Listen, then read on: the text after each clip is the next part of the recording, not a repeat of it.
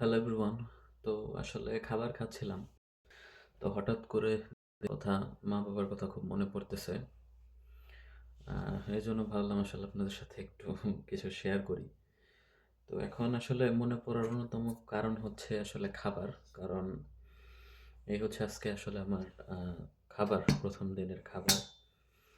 তো কালকে যদিও আমি কালকে এসেছি কোরিয়াতে। তো কালকে আসার পর আসলে অনেক রকম ব্যস্ততা, বাড়ির যে কন্ট্রাক্ট সাইনিং বা অন্যান্য কেনাকাটা সবকিছু মিলিয়ে আসলে গ্রোসারি জিনিসটা কিনতে পারি নাই। দেন কালকে আমার যে বাসার পাশে একটা বাঙালি দোকান আছে, এক ভাইয়া আপু চালান।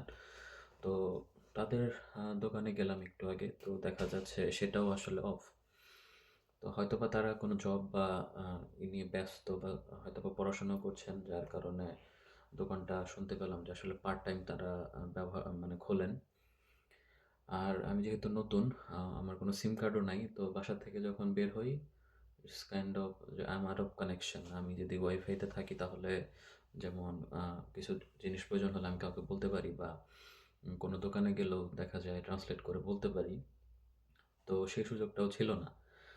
আমার বাসার নিচে হচ্ছে একটা জিএস শপ আছে, একটা দোকানের মতো সবকিছুই পাওয়া যায়।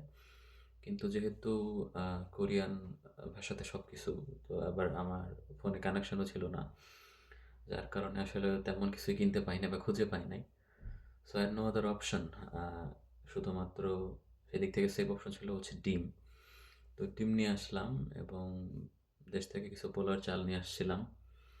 তো সেটাই হচ্ছে সেদ্ধ করে একসাথে পোলাওর চালের সাথে ডিম সেদ্ধ করে আ দেন আমার কাছে যা ছিল আরকি অপশন, কাজু বাদাম, বাই দ্য ওয়ে মধু আছে, মধু, লবণ ছিটিয়ে একসাথে খেলাম।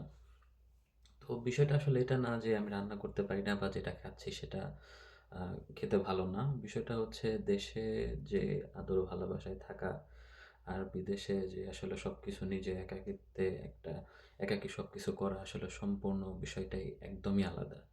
আর যেহেতু আমার জন্য অভিজ্ঞতাটা একদমই নতুন, তো সেদিক থেকে দেখা যায় খারাপ লাগাটা আরো বেশি কাজ করে। তো এটুকুই আসলে। আ আর ভিডিওর টপিক পুরোটাই এটা না। আপনাদেরকে একটু জানানো যে আমি আসলে কালকে খুব ভালোভাবে সুস্থভাবে কোরিয়াতে এসে পৌঁছেছি।